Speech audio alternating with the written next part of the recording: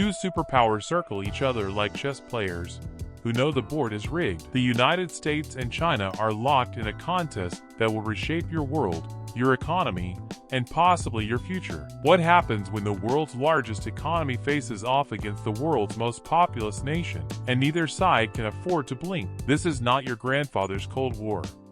There are no tanks at checkpoints or walls dividing cities.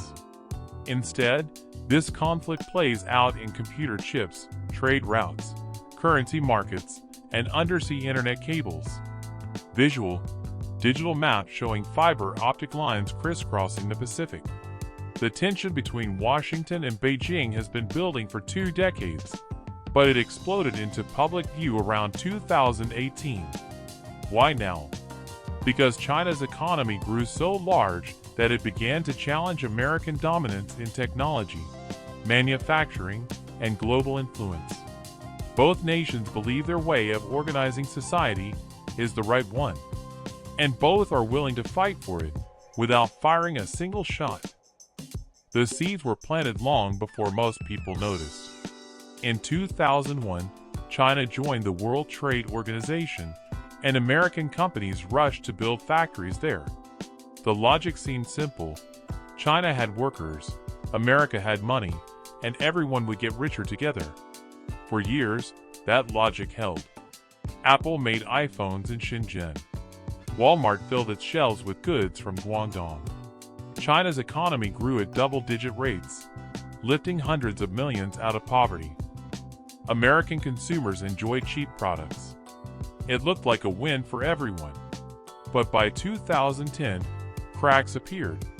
China began investing heavily in advanced technology, artificial intelligence, quantum computing, 5G networks, robotics.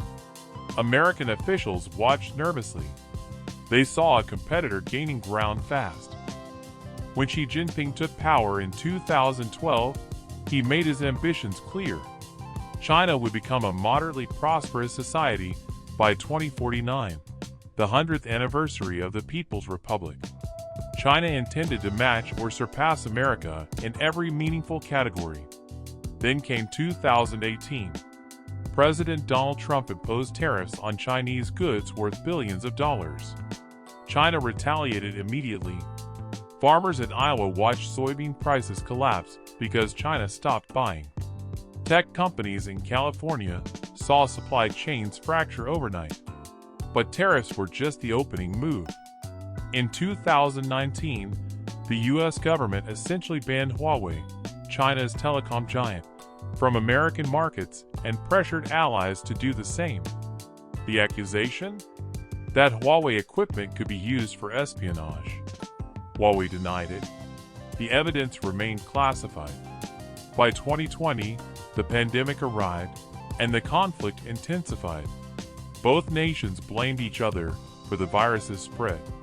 Supply chain failures exposed how dependent the world had become on Chinese manufacturing, especially for medical supplies and electronics. President Joe Biden took office in 2021 and surprised many by keeping Trump's tough stance. He added new restrictions on exporting advanced computer chips to China. These weren't ordinary chips. They were the kind used to train artificial intelligence and design weapons. China responded by restricting exports of rare earth minerals, obscure elements with names like gallium and germanium that are essential for making everything from smartphones to fighter jets. Suddenly, the world realized how fragile the global economy had become. In 2023, another flashpoint emerged: Taiwan. This small island makes more than 60% of the world's advanced semiconductors. China claims Taiwan as its territory. The U.S. has pledged to defend it. If conflict broke out there, the global economy would freeze. Let's separate what we know from what we think we know. The tariffs are real and documented. You can see the customs data yourself. The trade deficit between the U.S. and China did shrink slightly after tariffs, but American consumers paid higher prices for goods. The allegations about Huawei rest largely on classified intelligence. Public evidence remains thin, mostly circumstantial concerns about Chinese laws requiring companies to cooperate with state security. Huawei has repeatedly denied any wrongdoing, and no public breach has been definitively proven. On chips, the facts are clearer. The U.S. has blocked sales of NVIDIA and AMD's most advanced processors to China. China has responded by investing hundreds of billions in domestic chip production, with mixed results so far. The military dimension is harder to verify. Both nations have expanded their defense budgets. America spent $877 billion in 2022. China officially reported $292 billion, though analysts believe the real number is higher. Naval buildups in the South China Sea are visible on satellite imagery. Cyber operations are alleged constantly by both sides, but rarely proven in public. The U.S. accuses China of hacking everything from defense contractors to hospitals. China accuses the U.S. of surveillance through tech companies and undersea cables. Evidence in both directions exists, but is often classified or ambiguous. Not everyone sees this as a new Cold War. Some economists argue the two economies are still deeply intertwined. China holds over $800 billion in U.S. Treasury bonds, and American companies earn huge profits from Chinese consumers. War, they say, would devastate both sides. Others believe the conflict is overstated by politicians who benefit from having a rival. They point out that U.S.-China trade actually hit record highs in 2022 despite all the rhetoric. Chinese officials argue they're simply reclaiming their historical position as a major power, not threatening anyone. They point to centuries when China was the world's largest economy, and say the last 200 years of Western dominance were the anomaly, not the rule. American officials counter that China's rise comes with authoritarian governance, surveillance of its own citizens, and aggressive behavior toward neighbors. They see a fundamental clash of values, democracy versus autocracy. The truth likely sits somewhere in the murky middle.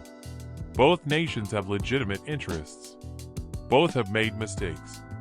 And both are trapped in a spiral where any sign of weakness invites exploitation.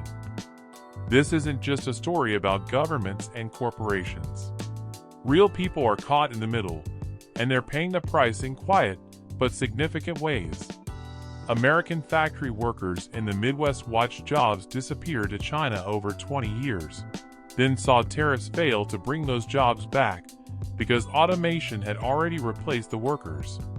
Chinese professionals who studied in the U.S. now face visa restrictions and suspicion, their dreams of working in Silicon Valley suddenly complicated by nationality.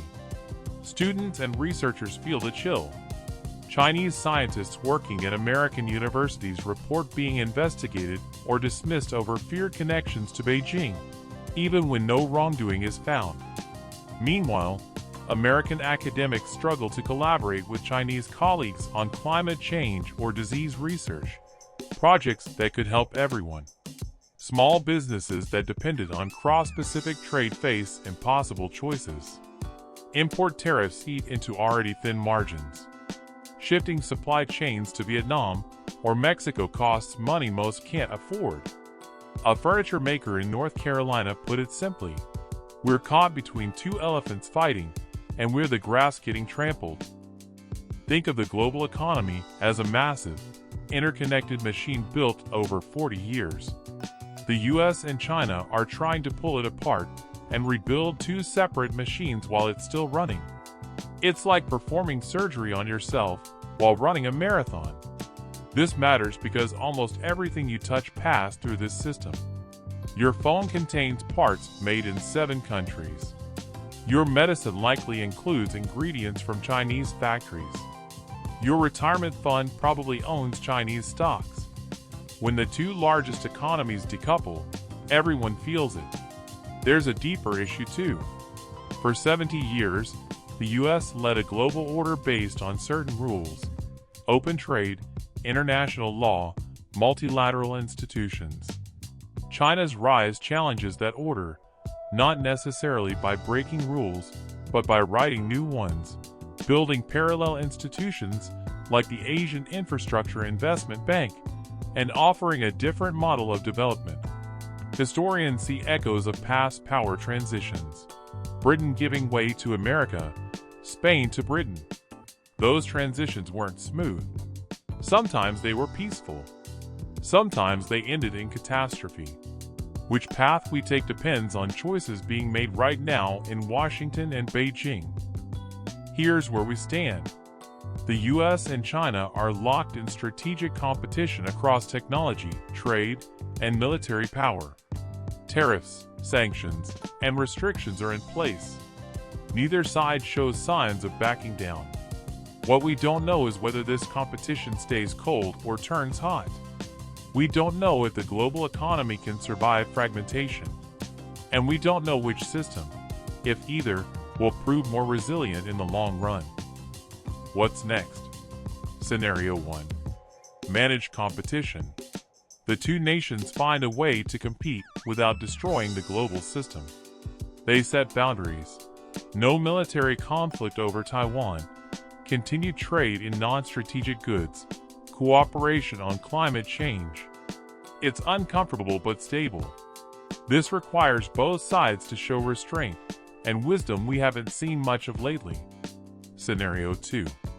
Deepening Cold War. Decoupling accelerates.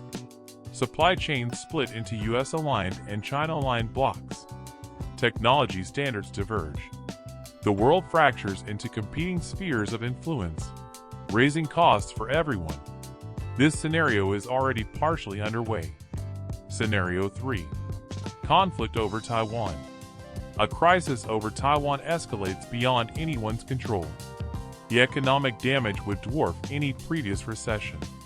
This remains unlikely because the costs are so high, but unlikely isn't impossible. Military planners in both nations prepare for it. Scenario 4. Internal collapse. One nation faces severe internal crisis, economic collapse, political upheaval, social unrest, and the competition resolves itself. China's debt levels worry some economists.